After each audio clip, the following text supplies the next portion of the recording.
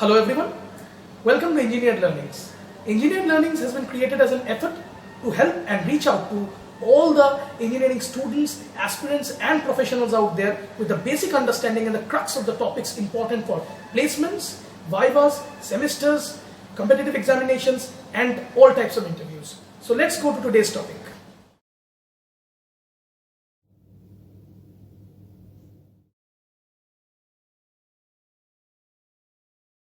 Welcome everyone. So before we go to today's topic, I would like to thank all of our followers, all of our subscribers, as we have reached a 1K follower count on Facebook. So thank you very much for staying besides us, staying besides the effort for so long and bearing with us. Thank you for everything. And coming to today's topic, this is the last topic to be covered in the series of topics of absorption. We have already discussed countercurrent absorption, countercurrent stripping and co-current absorption. Today is the last string to the thread of topics is co-current stripping. So if you haven't watched the videos of countercurrent stripping, countercurrent absorption and co-current absorption, please refer to those because many questions have time and again come from these topics in GATE, in semester examinations, in chemical engineering paper. So coming straight away to today's topic, co-current stripping.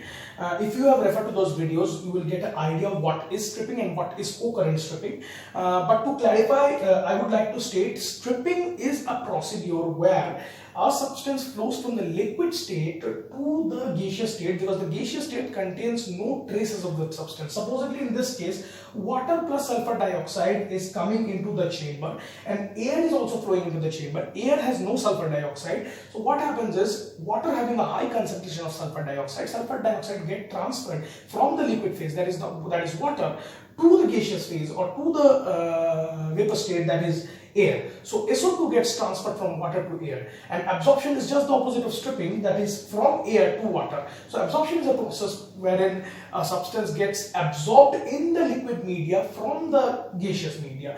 Here in case of stripping operation, what happens is a gaseous substance is stripping off a substance from the liquid state. So from liquid state to gaseous state, any transfer is stated as stripping generally. Now co-current stripping. Now countercurrent, as we know, the two streams flow anti-parallel to each other. That is, the water stream and the air stream would have flown anti-parallel to each other. So we would have called it countercurrent and countercurrent stripping. Since water and air are entering simultaneously, that is, the liquid and the gaseous phase are entering simultaneously, and throughout the system a mass transfer is occurring from water to air and they are flowing parallel to each other simultaneously. So it is a state of co-current stripping. Stripping operation is taking place and they are flowing co-current to each other. So we are seeing that water plus SO2 enters the system and water plus SO2 exits the system. Obviously, the SO2 concentration is high in the inlet stream than in the outlet stream because some amount of SO2 has got transferred from water to air. So air comes as pure air with no traces of SO2.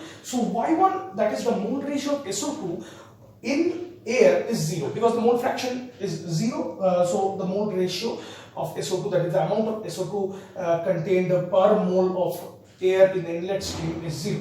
Now in the outlet stream there will be some amount of SO2 because SO2 has got transferred from the water phase, from the liquid phase, that is water, to air. So in this process we consider that no air is getting transferred into water and no water is getting transferred into air. The only thing that is getting transferred in between these two phases is SO2. So water flow rate, pure water flow rate and pure air flow rate remains constant. So we have described certain variables that are actually remaining constant throughout the process, that is G dash and L dash.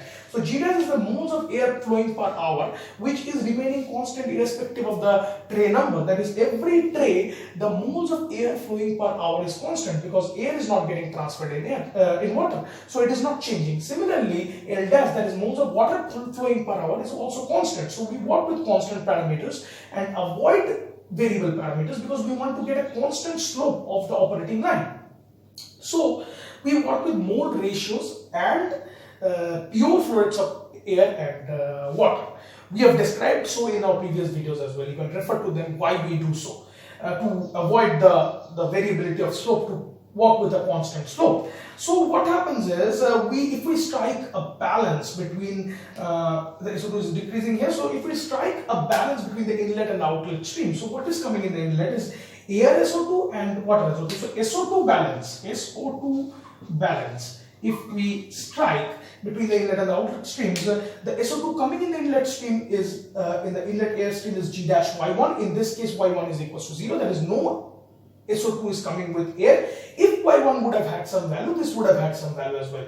See, G dash is moles of air flowing per hour. Y1 is nothing but moles of SO2 by moles of air incoming the first tray. So what happens is moles of air cancels out, and moles of SO2 flowing per hour in the inlet stream is got here. So G dash into Y1. Similarly, L dash into X1, moles of water flowing per hour into moles of SO2 by moles of water. Moles of water cancels, and moles of SO2 flowing per hour in the first tray inlet stream is calculated. So G dash Y1 plus L dash X1 is similarly equal to G dash Yn plus 1 plus L dash Xn plus 1. That is the outlet SO2 that is flowing with the air stream and the water stream respectively. Now if we strike a balance and try to draw an equation, this is the operating line equation that we are deriving to. Operating line equation. So we see that for a co-current operation, remember friends, co-current operation, the slope is negative. The slope is always negative. You see this is a negative slope. So if we consider it graphically, and if we try to draw the 2 points, that is the operating points. So my first point would be Y1 and X1, that is my inlet points. So Y1 in this case is pure. So this is going to be my first point, that is X1, Y1. Y1 in this case is 0 and X1 is having a high value of SO2. So the mole ratio of SO2 is X1. So this is my first point, and my last point is Yn plus 1 and Xn plus 1. Xn plus 1, Yn plus 1. There is Xn plus 1 and this is Yn plus 1. So this is my outlet stream points. Now if we draw the slope, what is going to be the slope? Yn plus 1 minus Y1 by Xn plus 1 minus X1. We can see that it is clearly a negative slope. It is clearly a negative slope, my friends. So for a co-current absorption, if we draw it graphically or if we approach it numerically, the slope is going to be negative. So remember this, co-current absorption, the slope of the operating line is negative. So this is my operating line, as we can clearly see, and this is my equilibrium line. Now as we can see, equilibrium line is having an equation of yi is equals to kxi, where y and x are small y and x, that is represents molar fraction and mole ratios. So if we work with mole ratios, it would have something like this. It would have an equation something like this, because of which it is not a straight line equation. Yi by 1 plus yi is equals to kxi by 1 plus xi. This is going to be my equilibrium equation for mole ratios, because we know capital Y is equals to small y by 1 minus small y, and small y is nothing but capital Y by 1 plus capital Y. So if we replace this, so it is going to be yi by 1 plus yi is equals to k into xi by 1 plus xi. So it is very clear that we are deriving the equilibrium line equation like that, and the operating line equation we have already derived and explained the same. Now coming to interfacial concentrations. Now if we draw a negative slope of minus kg by kl from any operating point, that is one operating tray, if we draw a negative slope and we derive and we reach the equilibrium line, we get the interfacial concentrations. That is, the mass transfer, supposedly the mass transfer is occurring like this from the liquid phase, that is x, xi, yi, y. So there is a driving force, x is much greater than y, x is greater than y.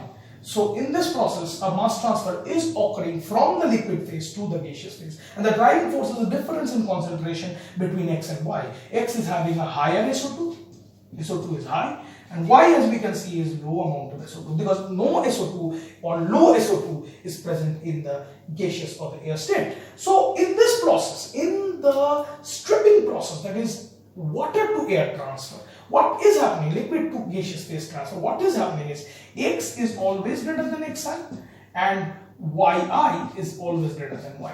Now this can only, my friend, friends, this can only happen when my operating line is below my equilibrium line, because yi needs to be greater than y. Now, when will yi be greater than y? That is interfacial, that is the equilibrium concentration, interfacial concentration is going to be higher than my operating concentration. This can only be possible when my operating point is below my interfacial point. And it is only possible in a graph, it is only possible that operating point is below my interfacial point when my my operating line is below my equilibrium line. So, having said this, we derived the conclusion that for a stripping operation, what is my checkpoint?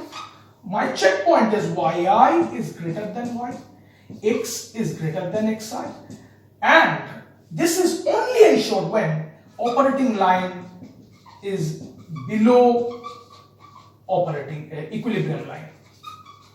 Now, what is my checkpoint for co-current flow? Co-current, as I have already mentioned, co-current absorption or stripping, irrespective of absorption or stripping, co-current operation will have negative slope. So, if anyone gives you a diagram, so this is my checkpoint. Click it. Pause the video and click screenshot maybe. This will help you. This will definitely help you. This is a stripping operation identification, and this is an operating. This is a co-current identification, stripping co-current operation. So, if anyone gives you a diagram like this and tells you to draw the operating line, you are very clear that the operating is not going to be a positive slope. It's not going to be a positive slope. These are not the possibilities. The only possibility is something like this. This is a negative slope line. Now, this cannot be above the equilibrium line because it is a stripping operation. So, it has to be below the equilibrium line and tending towards the equilibrium line. The maximum it can go is up till the equilibrium line. So, we see that as we have explained, the operating line can maximum reach the equilibrium line. Beyond that, no mass transfer will occur or reverse mass transfer will occur.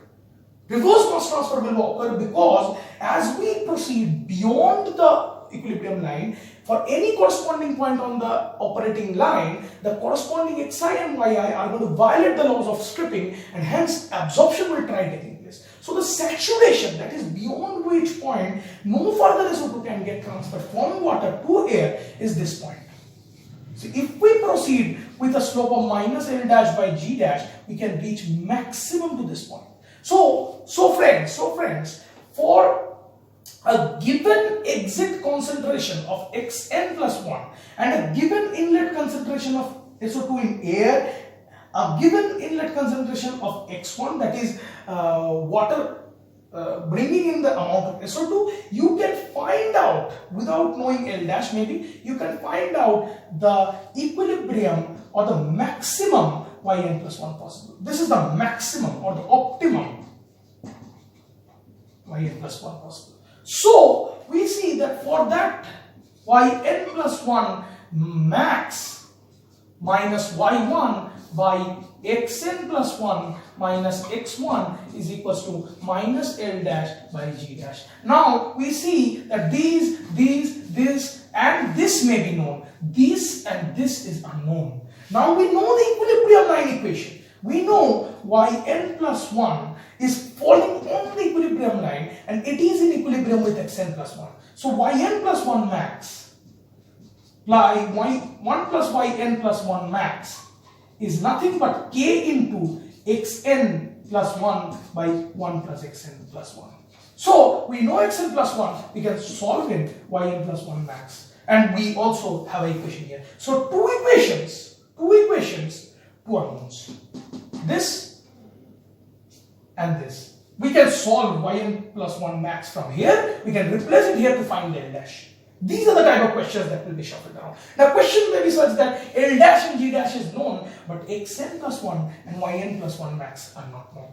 X1 and Y1 have been known. That is, inlet concentrations with the air and water is given. Now, supposedly I tell you pure air is coming in, so Y1 is equals to 0. And I say that the mole fraction of SO2 in water is 0.2. So you calculate capital X1 by simply applying the formula. capital X1 is equals to small x1 by 1 minus small x1. Now small x1 is given 0.2. That is mole fraction of inlet SO2 is given 0.2. So 0.2 by 1 minus 0.2. So you are going to get some value of capital X1. Now capital X1 is known, Y1 is told to be pure. So Y1 is equals to 0. Now having known X1 and Y1, we would like to determine Yn plus 1 and Xn plus 1. Now we know this Yn is equals to minus L dash by G dash. Now L dash and G dash are known. So these are the two unknowns, and we have that the maximum mass transfer can occur at till the equilibrium. So Yn plus 1 and Xn plus 1 in equilibrium line, we have that equation. We have two equations, two unknowns, and we will solve it accordingly. So these are the type of questions. You will be shuffled and given questions. There may be other solutions, problems as well.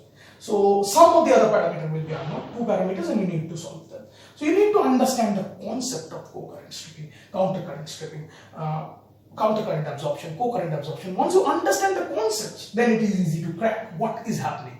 This is very important from where to where mass transfer is occurring, and in which case the line's position is going to be what, and what can be the maximum saturation that it can take place. Never ever the line will cross the equilibrium line and go to the other side. It will always at max touch the equilibrium line, and this is the solution to most of the problems that come in GATE or in semester examinations. So I think I will conclude with that for today, and in the upcoming videos we are going to talk more about types of heat exchangers and other types of interviews. So we complete the series on absorption, on the types of absorption. We have discussed 4 types. You can refer to the links given in the description box, and you are always referring to this video. So I think that's it for today. If you liked our work, share it with your friends, subscribe to our channel, help us reach a greater audience. Thank you very much.